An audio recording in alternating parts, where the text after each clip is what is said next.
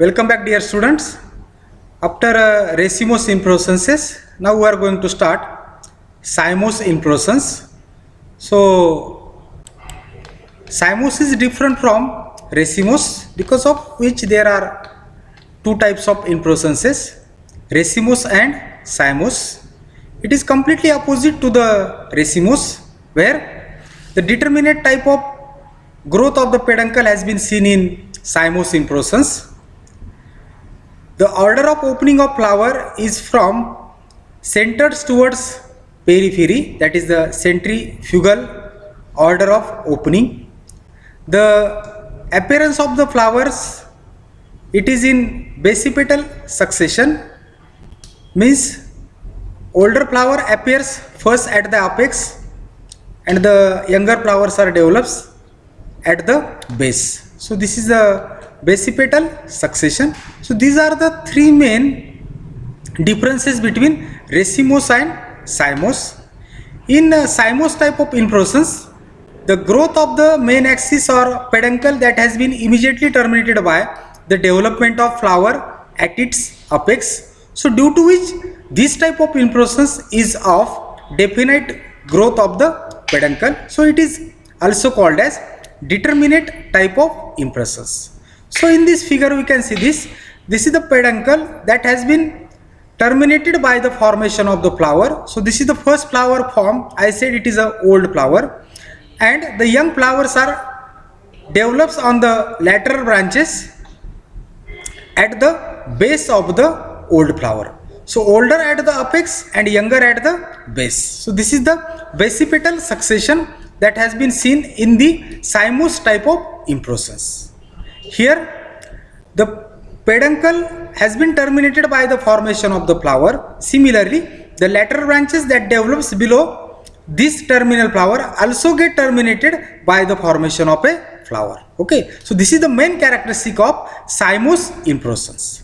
The growth of the peduncle is arrested by the formation of the flower at its apex, due to which this type of inflorescence is having definite or determinate growth of the peduncle.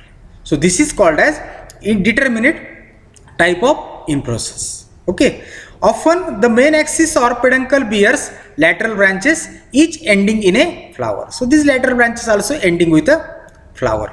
In cymose, the terminal flower is the oldest one, while the younger flowers are present on the lower side. So this is the older flower, which is a terminal flower, and the younger flowers are developed on the lower side. Okay, so this is the characteristic of cymose inflorescence. The order of development of flower is from apex to the base. So older are developed at the apex, younger at the base. So this is a basipetal succession. Furthermore, the order of opening of flower is centrifugal, means the older central flowers open first and the younger peripheral flowers open later on.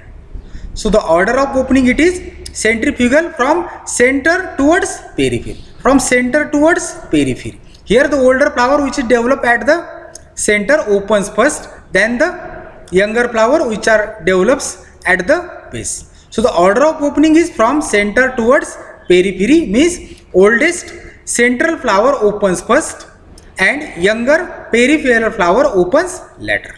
So this is the centrifugal opening of the flower.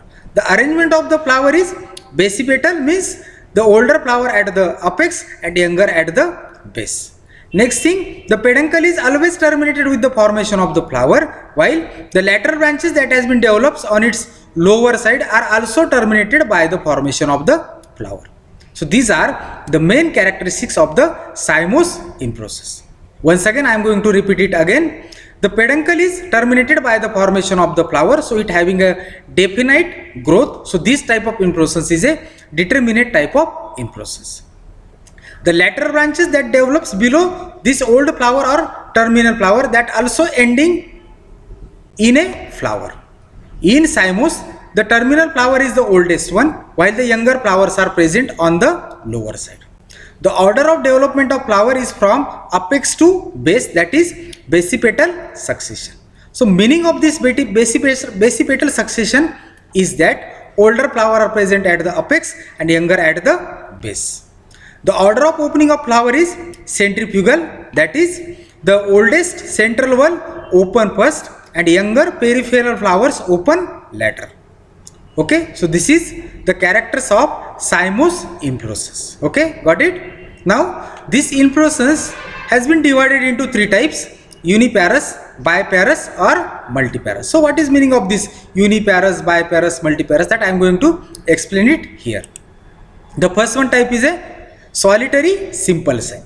Solitary means single. It is simple. Here the flower form is a single flower. When the apical or axillary bud, apical, the bud which is present at the apex, at the tip, that bud is a apical bud. Axillary bud, the bud which is present in the axil of leaf and stem or leaf and branch, that is called as axillary bud. Whatever the bud, whether it is present at the apex or in the axil of leaf, this bud develops into the single flower. Only a single flower has been formed. So when the single flower has been formed from apical bud, it is apical solitary simple cyme. If this single flower is developed from the axillary bud, it is axillary solitary simple cyme. So when apical or axillary bud forms a single flower, it is known as axillary or apical solitary simple cyme. Its further development is limited or checked. Its further development is limited. There is only the formation of a single flower. This inflorescence is always bracteate. For example, hibiscus and datura. So this is about the solitary simple cyme. So what happens in solitary simple cyme? The axillary bud or apical bud forms a single flower. Okay, so this is a solitary simple cyme. Its further development is limited or checked or arrested. There is no any other flower formation. The flower is single, so it is a solitary, single, solitary simple cyme. For example, hibiscus, datura. So these are the pictures of hibiscus and datura where the flower form singly at the apex in the axil of at the apex or in the axil of the leaf. If it is formed from apical bud, then it is a apical solitary simple cyme. If it is formed from the axillary bud, it is axillary solitary simple cyme. Its further development is limited or arrested, due to which no more flower formation takes place at the same side. So this is a solitary simple cyme, for example hibiscus, datura. Okay, next to this is the uniparous cyme. Uni means single. At the same side of the peduncle, the new flower formation has been takes place, or the younger flower has been developed. So this is also called as monochasial cyme. Mono means single, uni means single. So the words are synonymous: monochasial cyme or uniparous cyme. This is the same as in the uniparous type of branching. So such type of branching we can see in the phyllotaxy of the leaves. So it is like the uniparous type of branching. On the same side of the lateral branch, the new branch has been developed. So this is a uniparous type of branching. So in this type, the main axis ends in the formation of flower. This is the characteristic of cymose inflorescence, where the peduncle is terminated by the formation of a flower. The peduncle produces one lateral branch below the terminal flower. Suppose this is a peduncle in this diagram. This is a peduncle that ended with the formation of a flower. I say this is the old flower or terminal flower. Now the lateral branch that has been developed below this terminal flower, that also ended with the formation of the flower. Similarly, another one lateral branch that has been developed below this flower, it get terminated into the formation of the flower.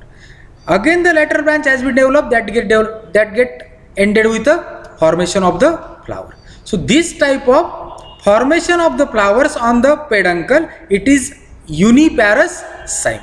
So these lateral branches that develops later behave like the main axis or the peduncle. This is the main axis or peduncle that ends with the formation of the flower. The lateral branch that develop, which also ends with the flower.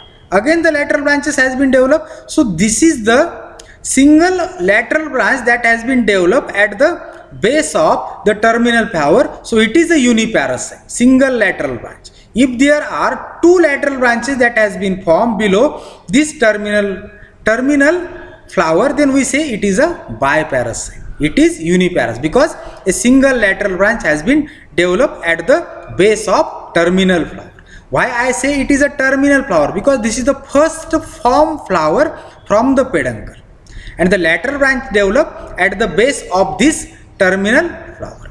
So this uniparous cyme is further divided into two types based on the behavior of the lateral branch formation. First one type is the helicoid cyme. So in this type, each lateral branch develops on the same side simultaneously. So this is the type of helicoid cyme, where the lateral branch develop on the same side, on the left side here also. Okay, so what happen here, this peduncle get terminated into the flower, the lateral branch develops on suppose here left side, that also get terminated into the flower. Again the lateral branch is developed which is on the same side, on the left side. Here this is also on the same side, this is also on the same side. Okay, so this is a helicoid. So due to the formation of the lateral branch on the same side of the terminal flower successively, it is a helicoid cyme, and the whole structure is look like a hell or coil, so it is called as helicoid cyme. Okay, so therefore this inflorescence is called as helicoid. For example, Hamelia patens. So this is the characteristic of this plant, Hamelia patens, where helicoid cyme has been seen. Okay, so what happened in this uniparous cyme, the peduncle terminated into the formation of the flower, and the lateral branches has been developed below this terminal flower, and this single lateral branch also behave like the main axis, means this lateral branch again develops the another one lateral branch. So this is a uniparous cyme, a single lateral branch has been developed, so it is uniparous cyme. Uniparous cyme has been divided into two types, helicoid cyme and cymose, helicoid cyme and scorpoid cyme. So in case of helicoid cymose, each lateral branch develops on the same side successively. So here this peduncle terminated into the flower, and the lateral branch develop on the left side, here in this diagram, left side of the terminal flower. This lateral branch ends with the formation of the flower. Again the lateral branch develop on the left side. Here it get terminated into the flower. Again lateral branch develop on the same side. So these lateral branches behave like the main axis. Okay. So due to this, coiled or hale-like structure is formed. Therefore, this inflorescence is called as helicoid. For example, Hamelia patens. So this is the Hamelia plant, where the inflorescence is a helicoid cyme. So what happen in this peduncle develops into the formation of a flower. So that terminal flower has been developed. The lateral branch develop on the same side of the flower, that get also ended with the formation of the flower. So in this way, the lateral branches has been developed on the same side of the terminal flower successively. So it is a helicoid cyme. For example, Hamelia patens. What it? Uniparous cyme. Why it is uniparous? Because a single lateral branch has been developed. Okay, and if it is developed on the same side successively, it is helicoid. And if it is developed on both sides, sometime right side, sometime left side, then it is scorpoid. So it gives a zigzag appearance. So the second one type is a scorpoid cyme. So in this type, the apex of the peduncle terminates in a flower, like a helicoid. This peduncle, it get terminated into the formation of the flower, and a single lateral branch is given out alternatively to the right and left of it. Means this peduncle that has been terminated into the formation of flower, I said it is a terminal flower. Now a single lateral branch has been developed on the right side, then to this lateral branch another one lateral branch has been developed on the left side. Again a lateral branch towards right side, left side, right side, left side, right side, left side. So that has been developed. So such type of inflorescence forming a zigzag appearance. So due to which it is called as scarpoid. Okay. So here the growth of or the development of the lateral branches occurs right and left of the terminal flower. So it is a scarpoid. In case of helicoid, the lateral branches has been a single lateral branch has been developed on the same side. Here the single lateral branch has been developed on both sides, sometime on right side then left side, right side left side. So that gives a zigzag appearance to the inflorescence. So this is a terminal flower. Here the lateral branch develop on the right side, again left side, then right side. If you see, this is an axis, this is an axis, this side is the left, this one is the right. Okay, so this terminal flower develop first from the peduncle. The terminal on its right side, again the lateral branch has been formed which terminated into the flower. Now another lateral branch develop on its left side, then on its right side, then left, right, left, right, left. So this gives a zigzag appearance. The name given scarpoid is from the scorpion, means if you see the walk of the scorpion, it is zigzag. Okay, it not occurs straight or in any left side or right side. It walks on both sides, right side, left side, right side, left side. So this gives a zigzag appearance to the inflorescence. So the name given is the scarpoid. For example, Ranunculus bulbosus, Heliotropium, Trichodesma. One common example is the Parthenium, where scarpoid type of inflorescence has been seen. So this is the Parthenium plant where we can see the scarpoid type of inflorescence. So what happens is scarpoid, the peduncle terminates in a formation of the flower. A single lateral branch is given out alternatively, first right, then left, then again right, left, right, left. The single lateral branch is given out alternatively to the right and left of the terminal flower. So this is the terminal flower on its right, then left, and forming a zigzag appearance. Hence this inflorescence is known as scarpoid. For example, Parthenium. Okay, got it? Scarpoid sign. Then biparous sign. Bi means two. It is also called as dichasial sign. Di means also two. So two lateral branches has been developed after this peduncle is terminated into the formation of flower. Okay. So in this type, the main axis ends in a flower. So this is the peduncle, main axis that ends in a flower. So I said this is a terminal flower. And at the same time, the basal two opposite lateral branches produce the young flower. So this peduncle, it is terminated into the flower, and at the same time basal two lateral branches has been formed that also get terminated into the flower. So this is a biparous. So here two opposite lateral branches has been formed below this terminal flower. So it is a biparous. Two opposite lateral branches has been developed below this terminal flower. So it is a biparous. Okay. So here peduncle is terminated into the formation of flower. Then at the same time two opposite lateral branches has been developed below this terminal flower that also ended with a flower. So in this way it produces two opposite lateral branches. So the name is biparous sign. Again, if you see these lateral branches, the lateral branches which get terminated into the flower, again on its lower side two lateral branches has been developed that also get terminated into the flower. Okay, on the another one lateral branch also the same thing has been seen. So this type of inflorescence is a biparous sign. For example, clerodendron, another one example is a dianthus. So here this is the photograph of dianthus. So this is the peduncle which get terminated into the flower, and the two opposite lateral branches has been formed that also get terminated into the flower. Okay, so this type of inflorescence is a biparous.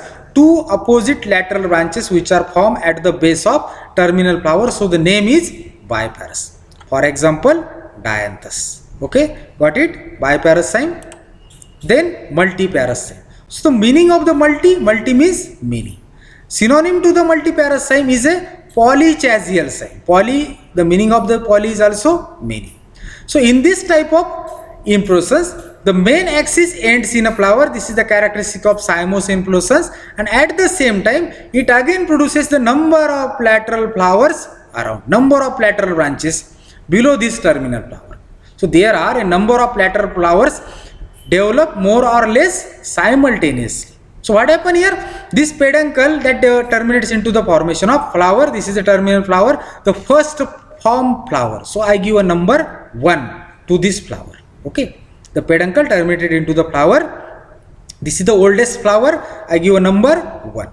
Now the number of many lateral branches has been developed below this terminal flower. Okay, so in this diagram, how many lateral branches are here? 1, 2, 3 and 4.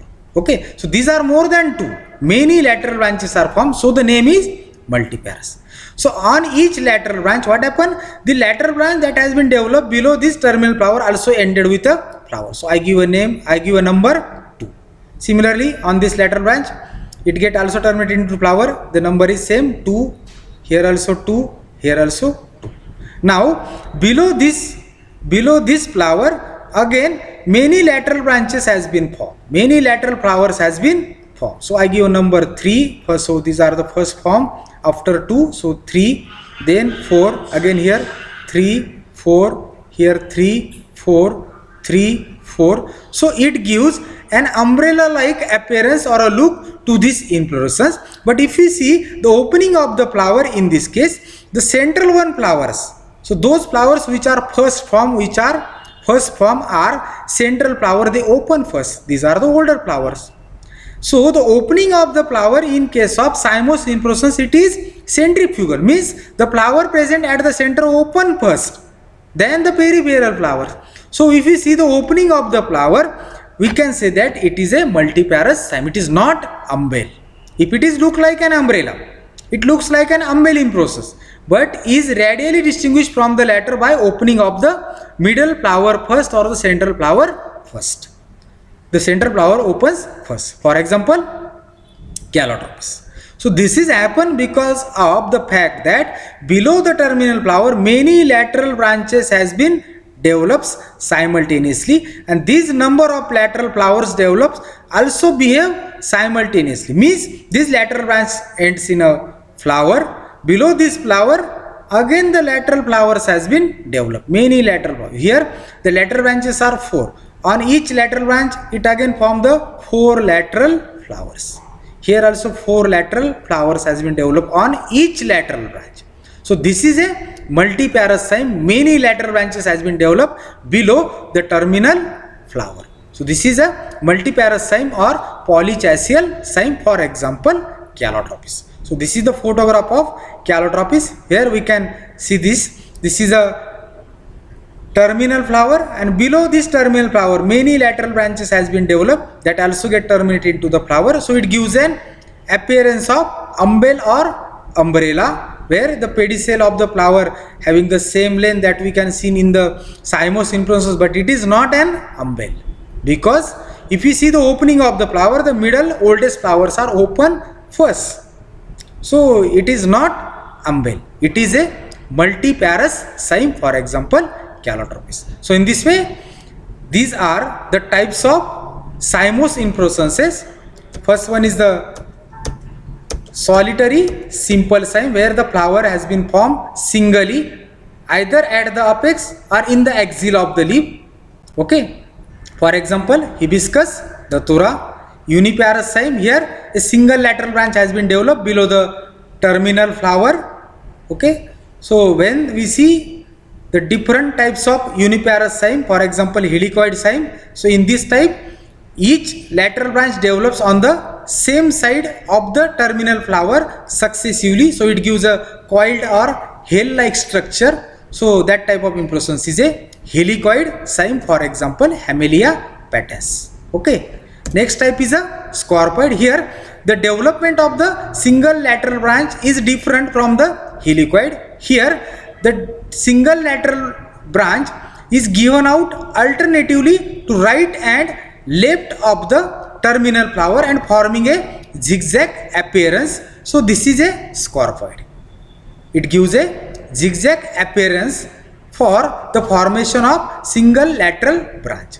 The peduncle, it is terminated into the flower, and the lateral branch, a single lateral branch develop on the left, on the right, then left, right, left, then right, left, then right, left. So this gives a zigzag appearance to the inflorescence. So this type of inflorescence is a scarpoid. For example, Parthenium hysteroporus.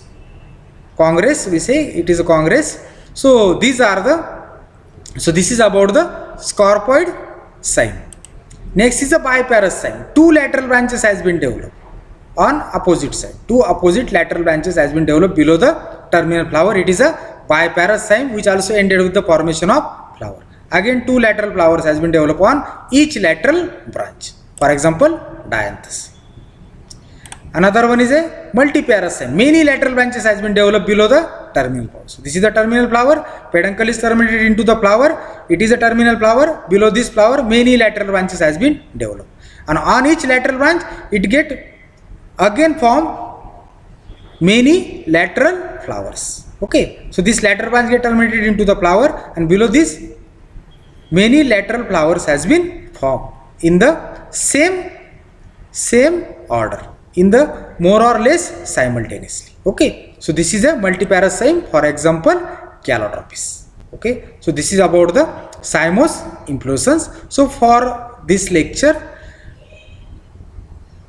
we studied only the cymose inflorescence and its type, means solitary simple cyme, uniparous cyme, types helicoid cyme, scarpoid cyme, biparous cyme, and last is the multiparous cyme. So this is all for today.